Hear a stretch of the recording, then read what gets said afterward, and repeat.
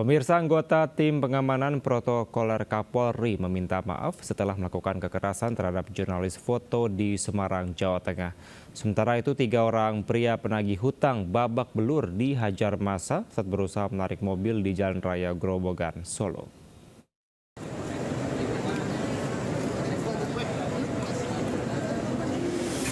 Anggota tim pengamanan protokoler Ibda Enri melakukan tindak kekerasan terhadap para jurnalis saat Kapolri Jenderal Listio Sigit meninjau arus balik di Stasiun Tawang, Semarang pada Sabtu lalu. Ia tiba-tiba mendorong para jurnalis agar menjauh.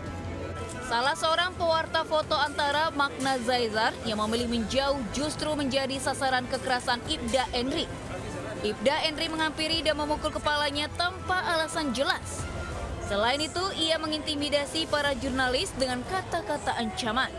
Pasca kejadian, didampingi Kabid Humas Polda Jawa Tengah, Ibda Enri menyampaikan permohonan maaf secara langsung kepada korban di kantor LKBN Antara Biro Jateng. Mengucapkan mohon maaf yang sebesar-besarnya atas kejadian di Stasiun Tawang dan rekan-rekan media. Semoga kedepannya atas kejadian ini kita menjadi lebih humanis, profesional. Tadi kerjasamanya kami mohon Pak Kabid untuk supaya kita bisa menjalankan tugasnya dengan nyaman, dengan profesional, dengan objektif juga. Toh kalau kita bisa bekerja dengan baik, mudah-mudahan ini jadi pelajaran bagi kita semuanya. Kedepannya kita perbaiki dan ya saya anggap ini sudah clear. Atas insiden ini, Polri berjanji akan menyelidiki kasus tersebut dan berikan sanksi tegas kepada pelaku jika terbukti melanggar prosedur pengamanan dan pengawalan. Dari Semarang, Jawa Tengah, Kristadi, iNews melaporkan. Batok.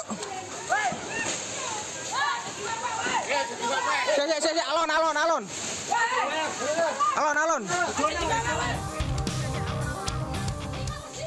Warga desa Diwek, Jombang, Jawa Timur gempar usai sebuah balon udara raksasa yang masih membawa api jatuh dan menimpa atap rumah milik Sueb. Saat muncul kepulan asap hitam di atas rumah, warga pun beramai-ramai menarik balon. Untuk mengantisipasi terjadinya peristiwa serupa, petugas kepolisian langsung melakukan razia dengan mendatangi dan menyita balon-balon udara yang hendak terbangkan di wilayah Jogoroto. Meski sudah dirazia, masih banyak balon udara yang berhasil terbangkan warga dari tempat yang tersembunyi. Seperti apa dan sanksinya? Jadi kalau sanksinya kita karena ini menyangkut tradisi, sementara sanksinya kita belum bisa memberikan sanksi, hanya kita mengamankan balon-balon yang akan naik itu. Dari razia tersebut, petugas hanya berhasil mengamankan 6 buah balon udara. Dari Jombang, Jawa Timur, Mukhtar Bagus, iNews melaporkan. Di atas meloncat surut, jatuh ke bawah, sudah ditangani, korban selamat. Beginilah kondisi sedan mewah yang ringsek di beberapa bagian usai terjun bebas dari atas tol Krian, Legundi, Bundermanya, KLBM, Gresik, Jawa Timur. Kecelakaan bermula saat pengemudi mobil tidak hafal jalan dan lebih fokus mengandalkan aplikasi penunjuk arah. Namun mobil justru masuk ke ruas tol Krian Gresik yang belum terhubung secara penuh dan akhirnya mobil meluncur dari ujung jalan tol dan jatuh menghantam bahu jalan di bawahnya. Beruntung mobil tidak menimpa pengguna jalan, sementara pengemudi dan penumpangnya hanya mengalami luka ringan. Sebelumnya, pengemudi sedan tersebut masuk tol Kebomas hendak menuju tol Belahan Rejo ke Damea untuk menghadiri acara keluarga. Untuk ini, memberikan tanda yang lebih jelas, kemudian juga kita sosialisasikan kepada masyarakat bahwasanya ruas tol tersebut memang ditutup untuk sementara karena memang belum jadi. Termasuk juga sudah ditutup untuk yang palang penandanya itu. Guna menghindari kejadian serupa, Satlantas Polres Gresik bersama pengelola tol KLBM akan memberi rambu dan menambah pembatas lebih banyak. Dari Gresik, Jawa Timur, Agus Ismanto, iNews melaporkan.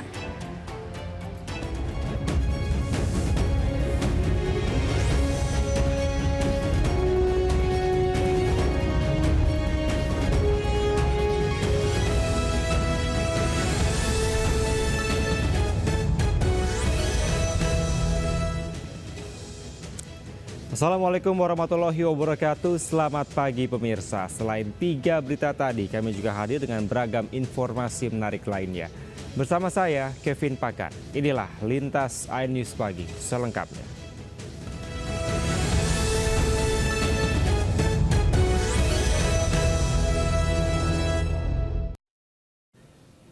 Kita awali informasi pertama. Pemirsa, lantaran terlilit hutang pinjaman online usai kalah bermain judi online, seorang pria nekat menyekap dan melukai karyawan minimarket di kawasan Parongpong, Kabupaten Bandung Barat. Pelaku rencananya akan membobol mesin ATM yang ada dalam minimarket, namun aksinya terlebih dulu diketahui polisi.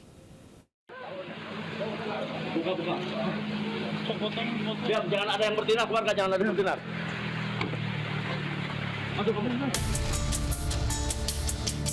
Inilah detik-detik penyergapan anggota Reserse Polsek Cisarua terhadap pria DSP di sebuah minimarket Jalan Sersan Bajuri, kawasan Parongpong, Kabupaten Bandung Barat. Aku ditangkap saat hendak membobol mesin ATM dalam minimarket.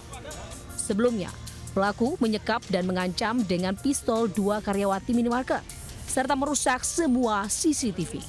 Selanjutnya, pelaku membobol mesin ATM menggunakan alat las yang telah disiapkan. Namun, meski disekap, korban yang masih memegang ponsel langsung mengabarkan aksi pelaku kepada pimpinannya, yang kemudian diteruskan ke aparat Polsek Cisarua dan Polres Cimahi. Kepada petugas, pelaku nekat melakukan aksinya lantaran terlilit utang pinjaman online sebesar 200 juta rupiah usai kalah bermain judi online. Akibat perbuatannya, pelaku terancam kurungan penjara 15 tahun. Dari Cimahi, Jawa Barat, Yuwono Wahyu, iNews melaporkan.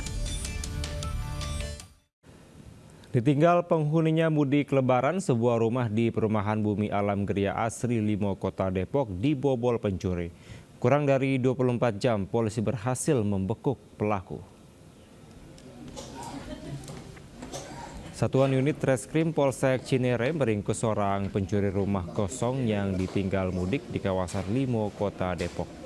Dari tangan pelaku, polisi mengamankan sejumlah barang bukti yang digasak pelaku dari dalam rumah korban, diantaranya kamera dan laptop. Pelaku diringkus usai polisi mendapat laporan dari korban yang baru pulang setelah lebaran di kampung halaman.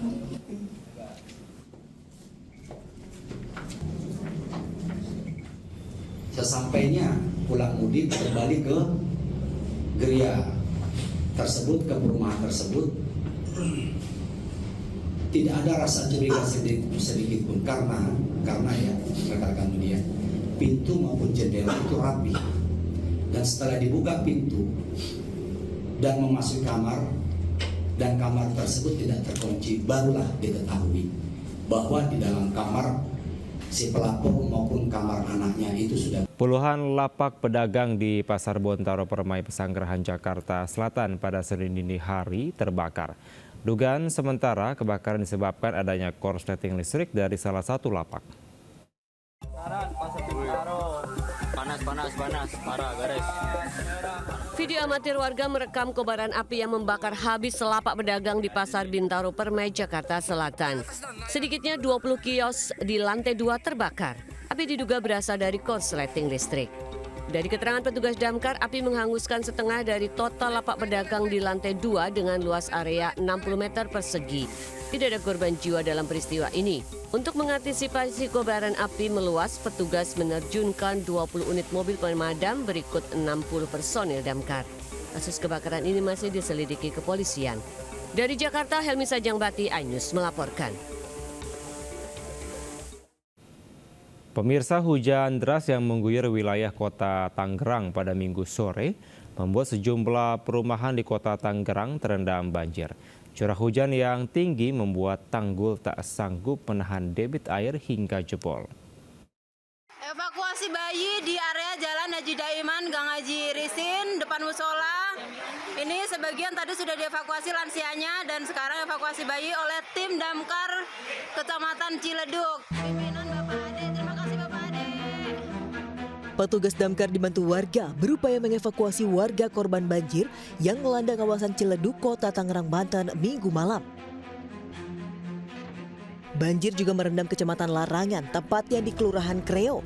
Ratusan rumah terendam, puluhan warga pun terpaksa dievakuasi ke tempat yang lebih aman. Banjir dengan ketinggian mencapai 1 meter lebih ini terjadi usai hujan deras yang mengguyur sejak Minggu sore yang mengakibatkan tanggul jebol. Warga berharap banjir segera surut dan Pemkot segera memperbaiki tanggul yang jebol. Dari Tangerang, Banten, Sukron, iNews melaporkan.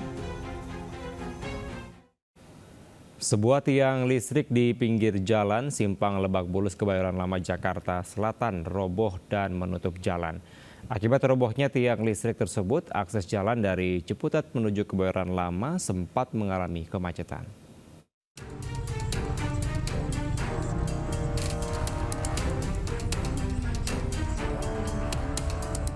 Video amatir warga merekam robohnya sebuah tiang listrik di persimpangan Lebak Bulus, Kebayoran Lama, Jakarta Selatan. Diduga robohnya tiang karena kabel udara tersambar truk yang melintas. Truk menyerempet kabel dan tiang hingga ke tengah jalan. Akibatnya arus lalu lintas dari Ciputat menuju Kebayoran Lama pun terganggu. Petugas PLN yang tiba di lokasi berusaha memperbaiki tiang dan kabel yang putus dengan menggunakan 1 unit mobil forklift. Usai dilakukan perbaikan oleh belasan petugas PLN, arus lalu lintas di sekitar lokasi kembali normal. Dari Jakarta, Helmi Sajangbati, iNews melaporkan. Pemirsa, anggota tim pengamanan protokoler Kapolri meminta maaf setelah melakukan kekerasan terhadap jurnalis foto di Semarang, Jawa Tengah. Sementara itu, 3 orang pria penagih hutang babak belur dihajar massa saat berusaha menarik mobil di Jalan Raya Grobogan, Solo.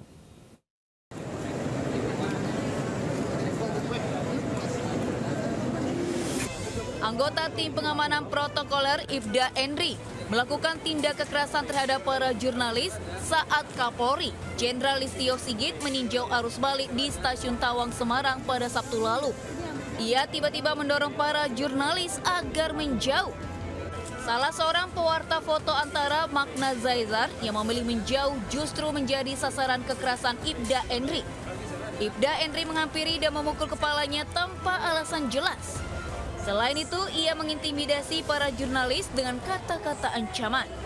Pasca kejadian, didampingi Kabid Humas Polda Jawa Tengah, Ifda Enri menyampaikan permohonan maaf secara langsung kepada korban di kantor LKBN Antara Biro Jateng. Mengucapkan mohon maaf yang sebesar-besarnya atas kejadian di Stasiun Tawang dan rekan-rekan media.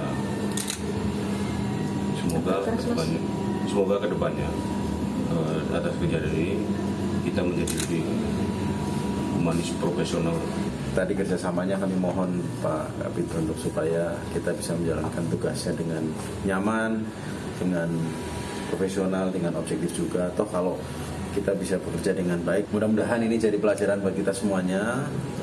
Kedepannya kita perbaiki dan ya saya anggap ini sudah clear. Atas insiden ini, Polri berjanji akan menyelidiki kasus tersebut dan berikan sanksi tegas kepada pelaku jika terbukti melanggar prosedur pengamanan dan pengawalan. Dari Semarang, Jawa Tengah, Kristadi, iNews melaporkan. Pemirsa, seorang bocah tersesat dan kelelahan di tengah ramainya wisatawan di Pantai Carita, Banten. Pencarian akhirnya membuahkan hasil meski petugas harus berjalan kaki sejauh 1 kilometer.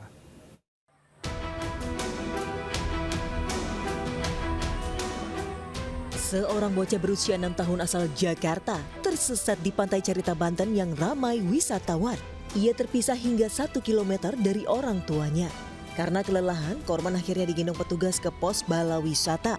Sebelumnya, bocah berusia 6 tahun tersebut ditemukan warga saat menangis dan kedinginan sendirian. Warga kemudian menyerahkan anak itu ke petugas. Pihak keluarga juga sempat mencari keberadaan anak tersebut dan melapor ke pos keamanan. Saat ditemukan, kondisi korban kelelahan dan kelaparan akibat tersesat lebih dari 1 jam lamanya. 1 jam yang lalu, dari Pasir Putih terpisah dengan orang tuanya berada di pos Baka-Baka. Nah, saya sampai di sana sekitar 5 kilo. Setelah itu, saya sampai di pos memang ada. Saya bawa lewat jalan raya, bukan jalan pantai Jam Raya. Pihak pengelola wisata meminta pada orang tua untuk selalu mengawasi buah hati mereka selama di kawasan wisata pantai, apalagi saat pantai dipenuhi ribuan wisatawan. Dari Pandeglang, Banten, Iskandar Nasution, iNews melaporkan. Pemirsa, api membakar gudang dan rumah dinas karyawan di kantor pos Tulung Agung, Jawa Timur. Seorang karyawan yang sedang tidur nyaris menjadi korban.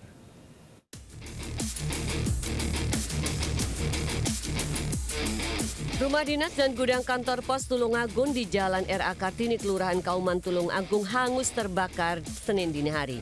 Beruntung api tidak sampai merembet ke bangunan utama kantor pos. Kebakaran pertama kali diketahui 4 remaja yang kebetulan berada di sekitar lokasi kejadian. Para remaja tersebut kemudian melapor ke kantor damkar. Saat kejadian di dalam rumah dinas terdapat seorang karyawan yang tengah tertidur. Ia baru mengetahui gudang dan atap rumah terbakar setelah petugas damkar tiba di lokasi. Proses pemadaman berlangsung sekitar 1 jam. Berdasar hasil penyelidikan polisi, penyebab kebakaran diduga akibat korsleting listrik di gudang. Kerugian yang ditimbulkan akibat peristiwa ini diperkirakan mencapai 75 juta rupiah. Dari Tulung Agung, Jawa Timur, Anang Agus, iNews melaporkan. Pemirsa, pencurian 20 tabung gas 3 kg di sebuah warung kopi di Makassar, Sulawesi Selatan terekam CCTV.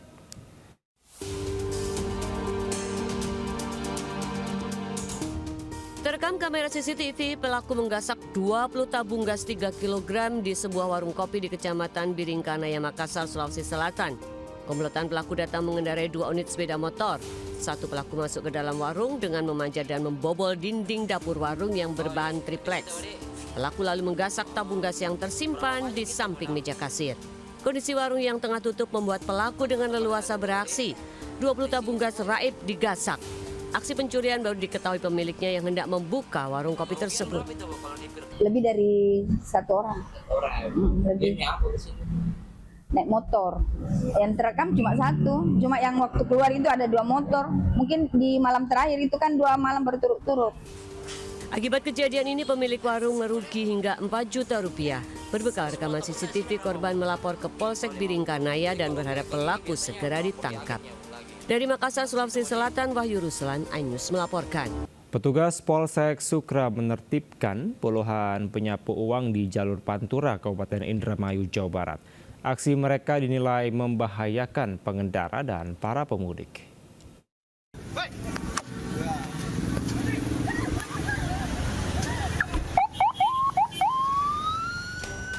Puluhan penyapu uang receh di jalur Pantura perbatasan Kabupaten Subang dan Indramayu ini kocar-kacir saat petugas Polsek Sukra menertibkan aktivitas mereka di jalanan.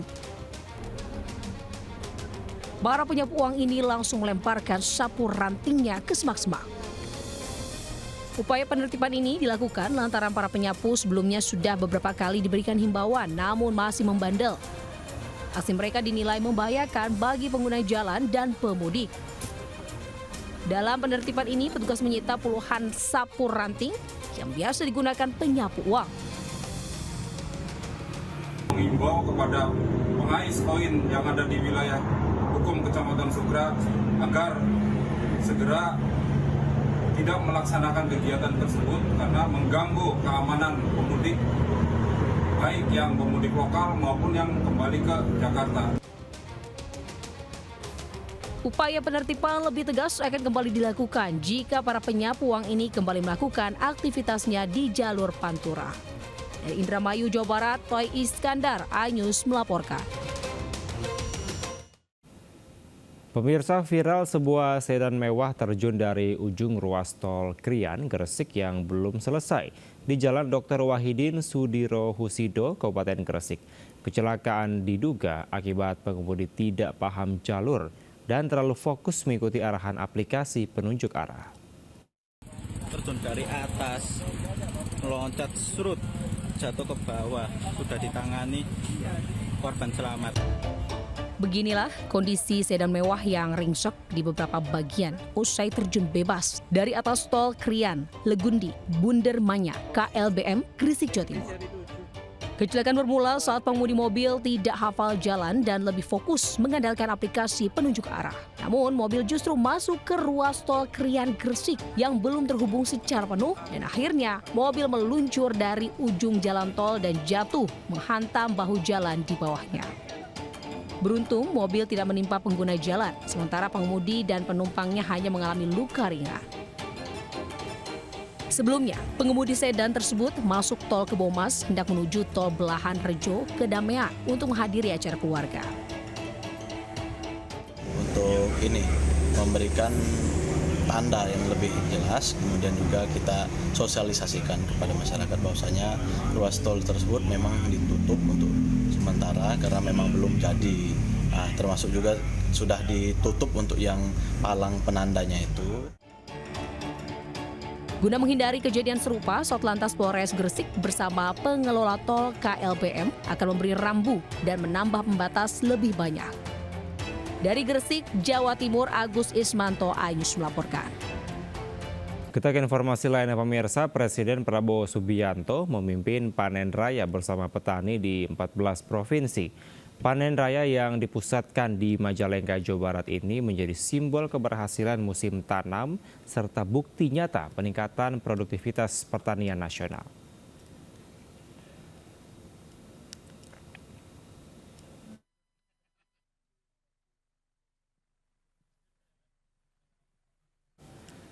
Panen raya padi bersama dipusatkan di Desa Randengan Wetan, Kecamatan Jati 7, Kabupaten Majalengka pada Senin pagi. Panen raya digelar secara serentak di 14 provinsi dan 157 kabupaten kota seluruh Indonesia.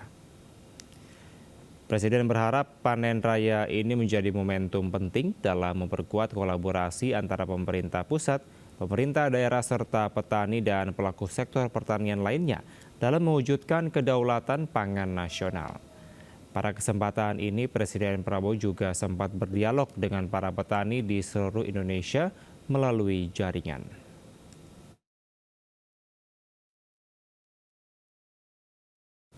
Sementara itu, Wakil Presiden Gibran Rakabuming Raka memantau arus balik transportasi laut di Pusat Operasional PT Pelni. Wapres mengapresiasi layanan angkutan Lebaran 2025 yang berjalan dengan baik.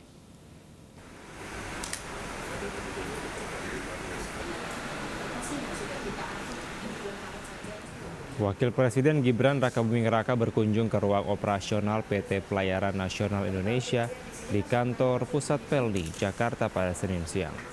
Wapres pun memantau pergerakan seluruh kapal secara real-time, terutama dalam mendukung layanan angkutan Lebaran 2025. Wapres pun mengapresiasi kelancaran arus balik pasca libur panjang Idul Fitri 1446 Hijriah yang dilayani armada kapal Pelni. Arus balik Lebaran 2025 di jalan tol pada Senin malam berlangsung normal. Seperti di jalan tol Cikampek Utama, arus lalu lintas dari arah timur menuju Jakarta turun drastis dibandingkan dengan hari sebelumnya meski pada Senin dini hari sempat terjadi lonjakan. Berikut laporan Aulina Iyasyah dan juga Bagus Prasetya dari Karawang, Jawa Barat.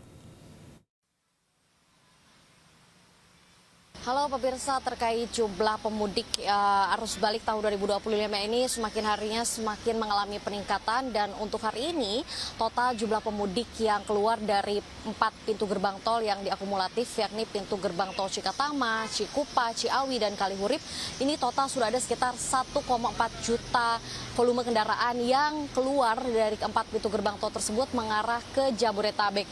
Nah, jika kita persempit atau perkecil lagi angkanya yang keluar dari pintu gerbang tol Cikatama mengarah Jabodetabek sudah ada sekitar 507.000 kendaraan. Bisa diperkirakan sebesar 63% volume kendaraan sudah mengarah ke arah Jabodetabek.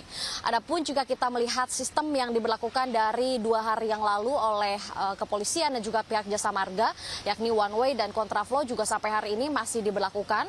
One way dari kilometer 414 sampai dengan kilometer 70 gerbang tol Cikatama dan dilanjut dengan kontraflow dari kilometer 70 sampai dengan dengan 47, kontraflow 1 jalur ini juga masih diberlakukan. Adapun jika melihat rata-rata per jamnya kendaraan yang melewati ruas tol Cikatama mengarah ke arah Jakarta ini perkiraan ada sekitar 4.000 volume kendaraan per jamnya. Dan ini juga bisa dikatakan angkanya menurun dari tanggal 5 dan 6 April kemarin yang sebetulnya diperkirakan puncak arus mudik ini terjadi pada tanggal 5 dan juga 6 April 2025. Berdasarkan data dari pengelola yang kami dapatkan informasinya ada sekitar 300 sampai dengan 700 kendaraan perharinya yang memasuki rest area. Volume kendaraan yang memasuki rest area mengalami peningkatan di pukul 12 hingga jam 2 subuh malam. Dari Karawang, Jawa Barat, Olina Iyasya dan Bagus Prasetya, iNews melaporkan. Kita ke informasi lainnya pemirsa, bertubuh mungil dan juga berekor gondrong hingga mencapai 1,5 meter ini membuat si ayam yang berasal dari negeri Sakura diburu oleh para kolektor unggas hias. Bagaimana keindahan serta cara pembudidayaannya di Indonesia pemirsa? Berikut informasinya.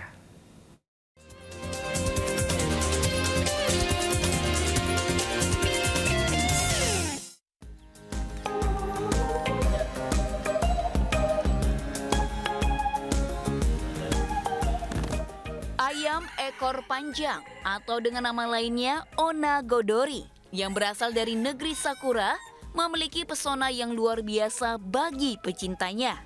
Bertubuh mungil dan memiliki ekor gondrong yang panjangnya hingga mencapai 1,5 meter, membuat ayam ini pun diburu para kolektor ayam hias yang berimbas kesejahteraan pembudidayanya. Taufik salah satunya, pemuda asal Palembang, Sumatera Selatan, tepatnya di Jalan Siaran, Kecamatan Sako, berhasil membudidayakan ayam ekor panjang sejak 3 tahun terakhir. Untuk budidayanya sendiri tidak terlalu rumit. Hanya saja kandangnya harus diberikan serbuk kayu serta tempat bertengger agar bulu dan ekornya tetap terjaga. Sedangkan proses breeding hingga penetasan sama seperti ayam pada umumnya. Peminat ayam ekor panjang di kota Palembang khususnya sangatlah besar. Wajar saja dirinya hampir kewalahan mencukupi permintaan konsumen. Untuk anakan ekor panjang ini ketika dia beranjak dewasa sampai dia udah buntutnya sudah menyentuh tanah, itu kita harus dilatih untuk bertengger. Nah, kenapa harus bertengger? Karena biar buntutnya nggak rusak. Untuk jaga ekornya. Jarang ada di Kito Palembang ini, sudah tuh unik. Buntutnya panjang. Oh, ekornya panjang aja. Koleksi kita banyak Pak di rumah Pak? Ada lah Cak, berapa ekor, cuman tidak ada banyak. Kita bukan breeding Pak, jadi karena hobi aja. Jadi ini. Oh, satu aja ya? Yang jantan terutama Pak ya? Iya, jantan. Dalam 1 bulan, Taufik mampu meraup keuntungan 3 hingga 5 juta rupiah.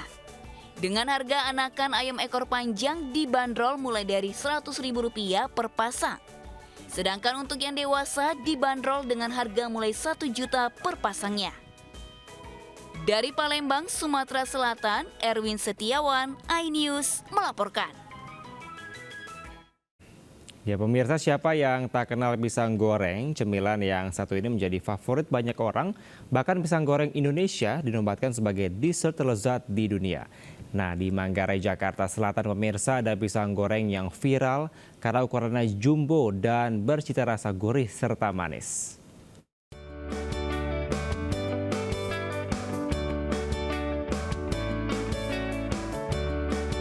Doyan pisang goreng kampung? Anda harus mampir ke kawasan Manggarai, Jakarta. Di dekat stasiun kereta api Manggarai terdapat penjual pisang goreng tradisional yang tersohor sejak tahun 2009 karena menjual pisang ukuran jumbo dengan rasa manis legit. Untuk pembuatannya sendiri, pisang tanduk dibelah 2 dan dicelup ke dalam adonan tepung terigu dan tepung beras. Pisang pun digoreng dalam minyak panas hingga coklat kekuningan. Meski menempati bangunan sederhana, pisang goreng Pok Nur ini laris diantri pengunjung setiap hari. Pok Nur biasanya sudah mulai berjualan sejak pukul 5.30 pagi. Pisang tanduk ini diantar langsung dari Sukabumi. Dan dalam sehari, Pok Nur bisa menjual hingga 2.000 biji pisang goreng tanduk. Iya, suka pisang goreng, terus kebetulan kan suka banyak masuk TV juga nih, jadi saya nyobain ke sini. Soalnya kan selalu ramai juga nih tiap lewat ke Manggarai, Kak. Oke, berarti kalau pisang goreng sukanya yang original aja atau pakai rasa gitu? Yang original aja sih. Kalau pakai rasa-rasa gitu kurang suka. Kan kalau pagi itu untuk ngopi, sarapan di kantor, kadang-kadang gitu. Jadi udah pisang goreng aja. Kan yang panjang-panjang belum ada selain kita yang punya. Oke, berarti memang Po juga favorit ya pisang goreng ini ya. Lalu untuk seharinya nih Po, berapa banyak Po pesanan pisang gorengnya? Sebelum pandemi sih bisa 2.500 sampai 3.000. Ya, tapi alhamdulillah sekarang juga masih bisa 1.500 sampai 2.000. Pemirsa, rasa dari pisang goreng itu manis sekali dan juga renyah. Nggak heran pisang goreng banyak digandrungi oleh masyarakat Indonesia dan menjadi sebagai gorengan terbaik nomor 1 di dunia. Dari Jakarta, Dilamia Aulia dan Tri Julianti melaporkan. Saya mau makan lagi ya pemirsa. Kita ke informasi lain ya pemirsa, anggota tim pengamanan protokoler Kapolri meminta maaf setelah melakukan kekerasan terhadap jurnalis foto di Semarang, Jawa Tengah. Polri berjanji melakukan penyelidikan atas insiden kekerasan jurnalis dan akan memberikan sanksi tegas kepada pelaku.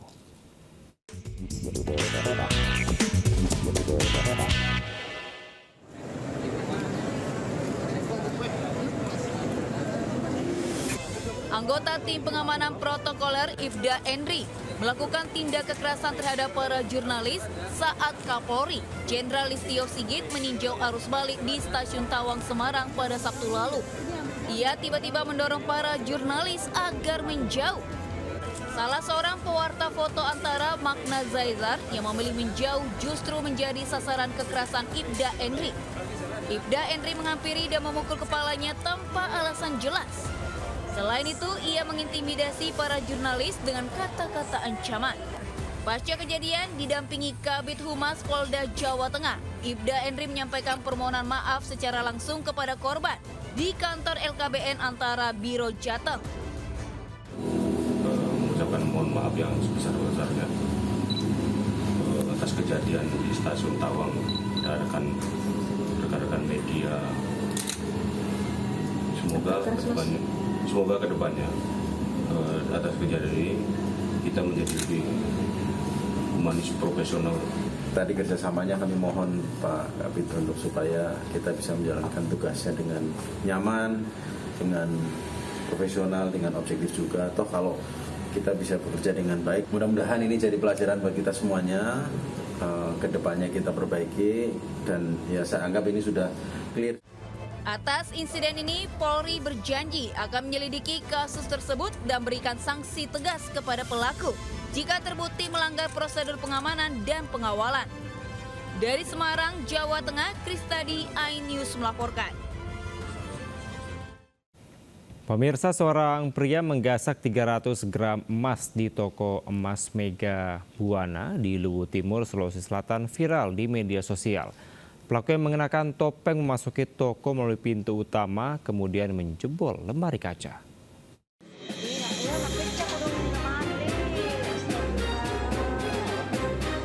Pelaku merusak lemari kaca tempat penyimpanan perhiasan emas milik toko emas Mega Buana di Luwu Timur menggunakan palu Minggu siang.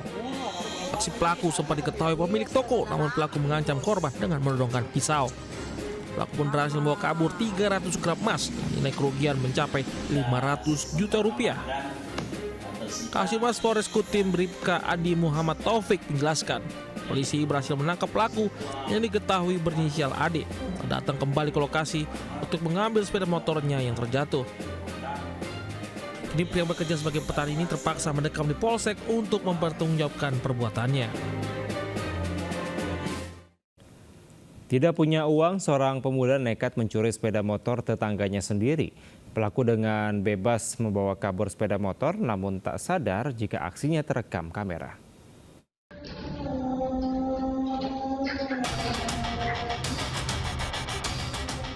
Tak ada kesulitan saat Basir membuka pagar rumah tetangganya. Semua berjalan lancar, bahkan sepeda motor yang menjadi target curiannya pun dengan mudah dibawa pergi. Kunci sepeda motor yang masih tergantung seakan membawa keberuntungan bagi pria 36 tahun itu dalam menjalankan aksinya. Tapi Basri lupa jika tetangganya Andri Rinaldi memasang kamera CCTV. Wajah Basri yang sudah terekam kamera memudahkan polisi memburu pelaku pencurian sepeda motor. Tidak butuh waktu lama untuk mencari warga Kelurahan Terjun, Kecamatan Medan Marelan, Kota Medan itu, dan pelaku pencurian sepeda motor yang masih tetangga korban itu pun ditangkap. Motor itu modus dia merusak rumah dari belakang dengan mencongkel, kemudian pada saat dia masuk ke dalam rumah ada sepeda motor di dalam rumah itu dan diambilnya. Sepeda motor itu bukan di dalam rumah, terkunci dan ada kunci, kemudian lewat depan. Basri yang mengaku mencuri sepeda motor untuk kebutuhan hidup sehari-hari kini tahan di Mapolsek Medan Labuhan. Polisi menjerat Basri dengan pasal pencurian dengan ancaman hukuman 7 tahun penjara. Di Medan, Sumatera Utara, Yuda Bahar, iNews melaporkan.